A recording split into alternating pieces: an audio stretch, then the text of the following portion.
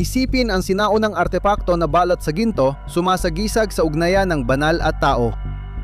Isang makapangyarihang bagay na sabay sinasamba at kinatatakutan, inaalagaan ng sinaunang lahi, dinadala sa labanan upang pabagsakin ang mga kaaway at itinatago sa mga lihim na sagradong lugar. Ito ang Arka ng Tipan.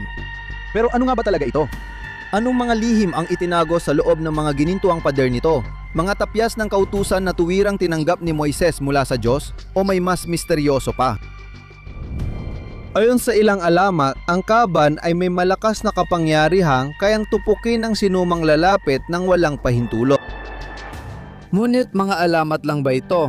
At higit sa lahat, saan na ito napunta? May ilan na naniniwala na ito ay nakabaon sa ilalim ng buhangin ng disyerto, ang iba naman ay naniniwalang ito ay nakatago sa ilalim ng mga templo ng Jerusalem o kaya naman ay iniingatan sa puso ng Aprika.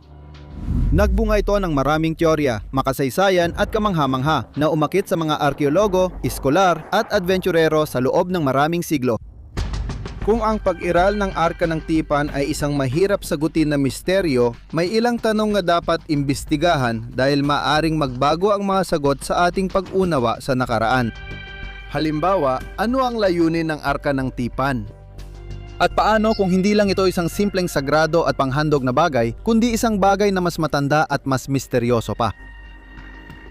Bago simulan ang paglalakbay na ito, inaanyayahan namin kayong mag-subscribe sa aming channel para suportahan kami at hindi ma-miss ang bagong videos.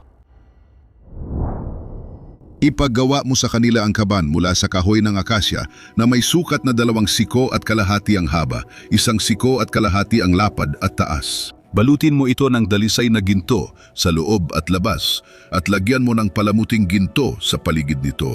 Ito ang mga tagubiling ibinigay ni Yahweh kay Moises para sa paggawa ng bagay na ayon sa tradisyon ay maglalaman ng mga tapyas ng kautusan o ang mga batong kinasusulatan ng 10 utos na tinanggap ni Moises sa bundok ng Sinai mula mismo sa Diyos. Ang mga tapyas na ito ay sumisimbolo sa banal na tipan sa pagitan ni Yahweh at ng bayan ng Israel at ginagawa nitong hindi lang mahalagang lalagyan ng kaban, kundi isang sagisag ng ugnayan sa Diyos. Sigurado ba tayong ito lang ang layunin ng Kaban ng Tipan?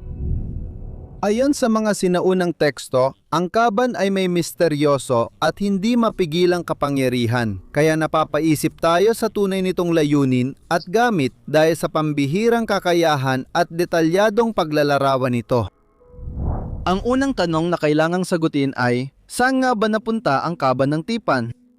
At bakit ang isang napakamakapangyarihan at tanyag na simbolo ng Diyos ay bigla na lang nawala? Ayon sa Exodo at mga salita ni Yahweh, ang kaban ay hindi naman kalakihan, lampas lang ng kaunti sa 1 metro. Binubuhat ito ng mga Hudyo sa disyerto sa kanilang mga balikat gamit ang 2 patpat na kahoy na binalutan ng ginto na ipinasok sa mga gintong singsing. Tanging ang mga Levita lang, tribong mga pari, ang may karapatan at pananagutang humawak nito. Dahil ito ay itinuturing na sagrado, ngunit higit sa lahat dahil ito ay itinuturing na napakadelikado at maaaring nakamamatay para sa sinumang humawak dito ng walang tamang paggalang o paghahanda.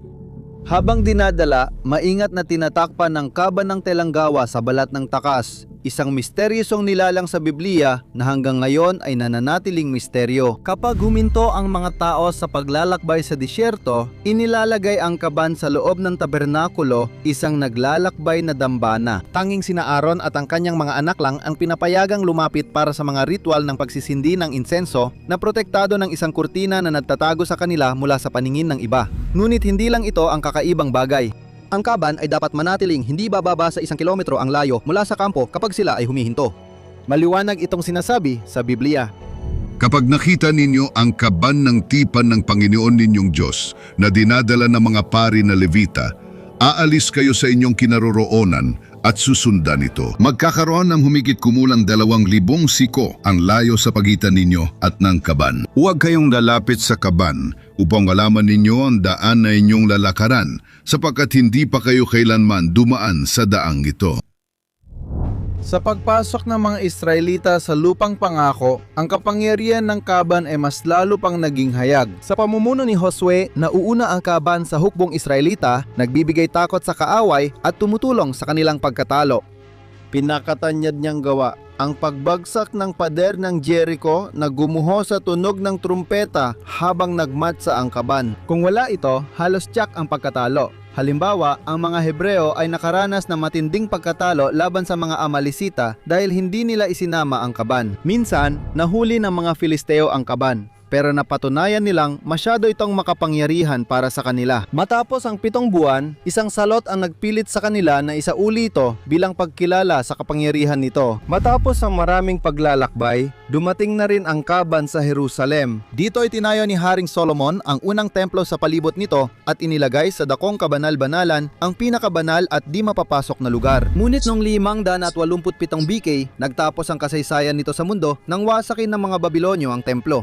Mula noon, nawala na ang kaban at hindi na muling nakita. Ano na ang nangyari sa kaban? Maraming haka-haka tungkol dito. Naniniwala ang ilan na itinago ito sa bundok Nebo ng punong saserdoting si Hilkiah at ng propetang si Jeremias at mananatili roon hanggang sa pagbabalik ng Diyos. May naniniwala ring dinala ito sa Samaria bilang samsam sa digmaan, ngunit nang wasakin ng Asiryo ang lungsod, maaring ito'y ninakaw at dinala sa kung saan man sa gitnang silangan. May palagay na ito ay nakarating sa Roma at itinago sa Basilika ng San Juan sa Laterano.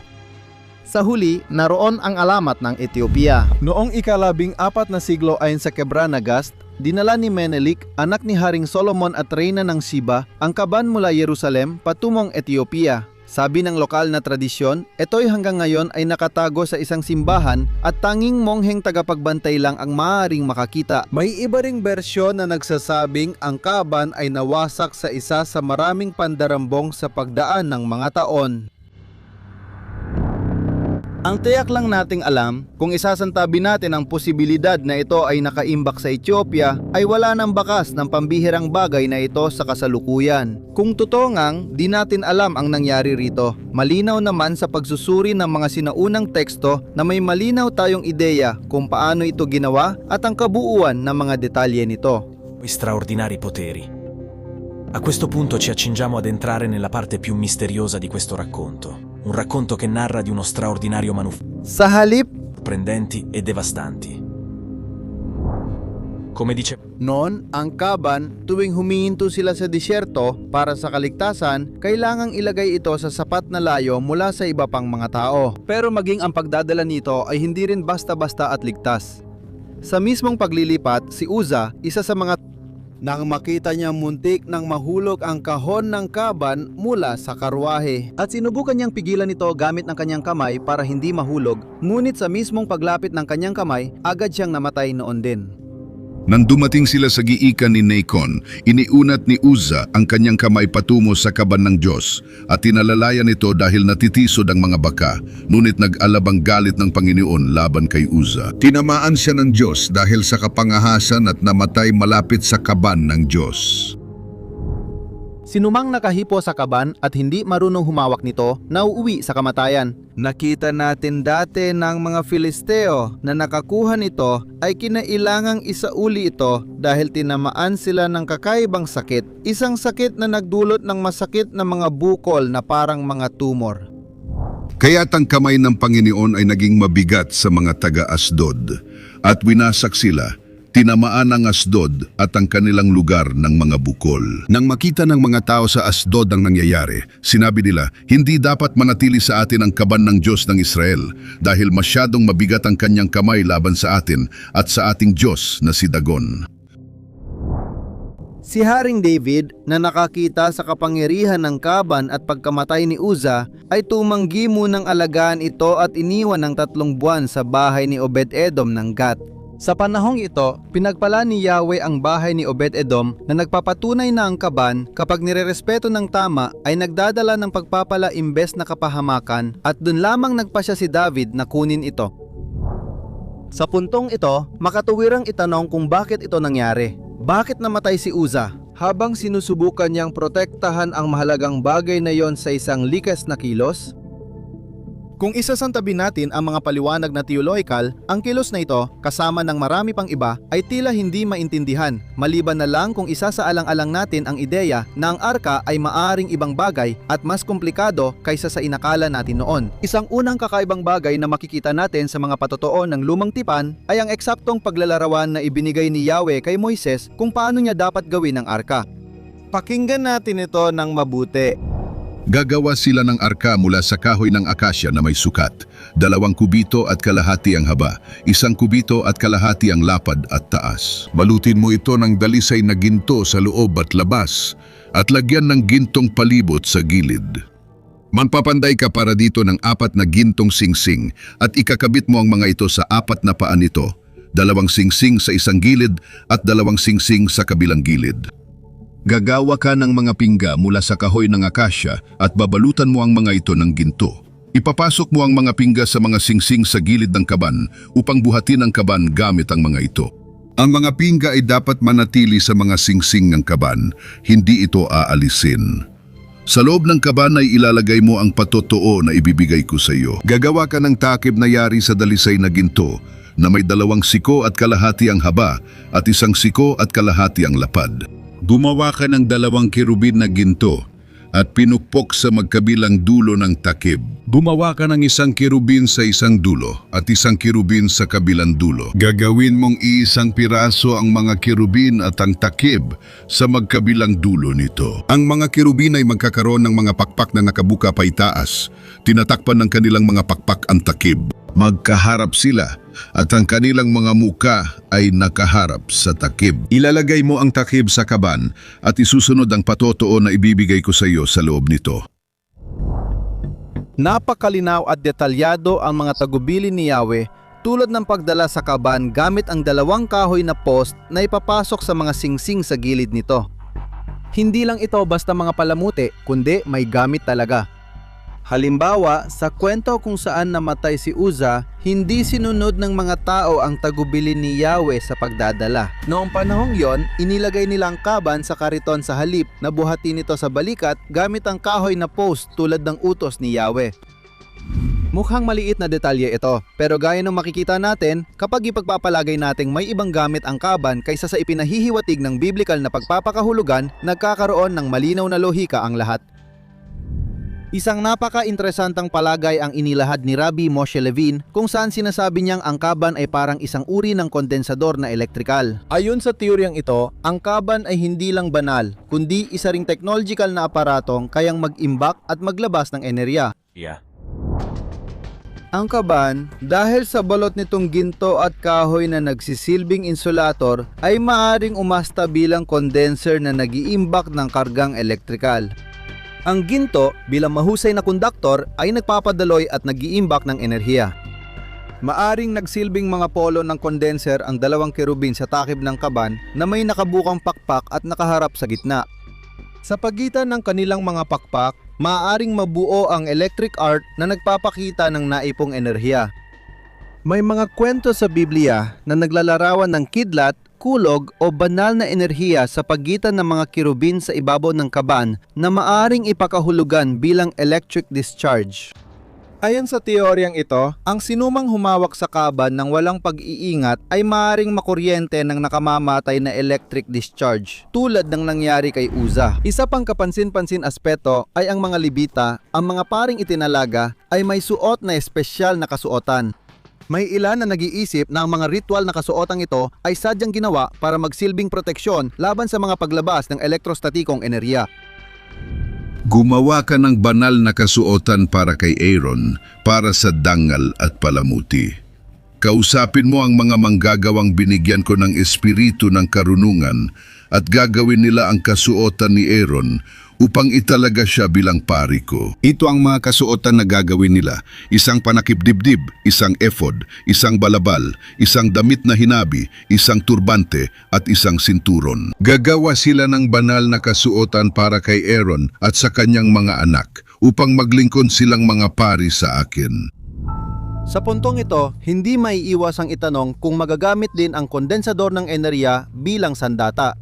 Alam natin na tuwing may labanan, ang kaba ng tipan ay dinadala sa unahan kahit na hindi tiyak kung ang layunin nito ay para lamang manakot o kung mayroon itong aktibong papel sa mga labanan. Ang mga naniniwala na maaring gamitin ang kaban bilang sandata ay madalas na binabanggit ang pangyayari ng pagbagsak ng mga pader ng Jericho bilang halimbawa. Pinalibutan ng mga Israelita ang lungsod at ilang araw nilang pinaikot ang kaban sa paligid ng mga pader habang tumutunog ang mga trumpeta. Sa ikapitong araw, matapos ang huling pag-ikot, ang hukbo na pinangungunahan muli ng kaban ay sumigaw ng buong lakas. Sa sandaling yon, gumuho ang mga pader ng Jericho. Kahit walang tuwirang pagbanggit sa kaban bilang pisikal na kasangkapan ng pagkawasak, maraming tumuturing dito bilang palatandaan ng kapangyarihan nito na napapahiwatig na mahalaga ang naging papel ng pagkakasangkot nito sa banal na panghihimasok. Sabi ng Panginoon kay Josue, "Ibinibigay ko sa iyo ang Jericho, ang hari nito, at mga mandirigma nito. Kayong mga mandirigmang lalaki ay magmamartsa ng isang beses sa paligid ng lungsod. Gawin ninyo ito sa loob ng 6 na araw. 7 pari ang magdadala ng 7 trumpetang yari sa sunay ng lalaking tupa sa harap ng kaban. Sa ikapitong araw, magmamartsa kayo sa paligid ng lungsod ng 7 beses, at ang mga pari ay tutugtog ng mga trumpeta. Kapag tinugtog ang sungay ng tupa at narinig ang tunog ng trumpeta, ang buong bayan ay magpapakawala ng malakas na sigaw pandigma. Buguho ang mga pader ng lungsod at aakyat ang mga tao, bawat isa ay didiretso pasulong."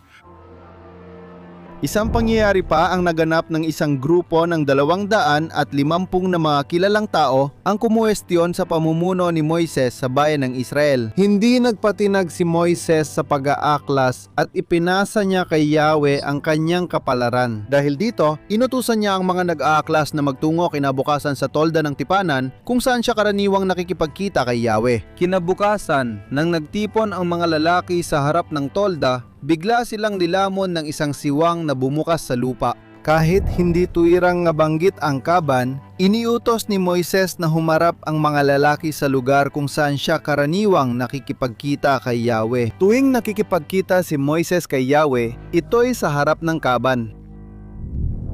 Ang huling pangyayaring ito ay nagpapahiwatig ng isa pang interesanteng palagay tungkol sa gamit ng kaban ng tipan.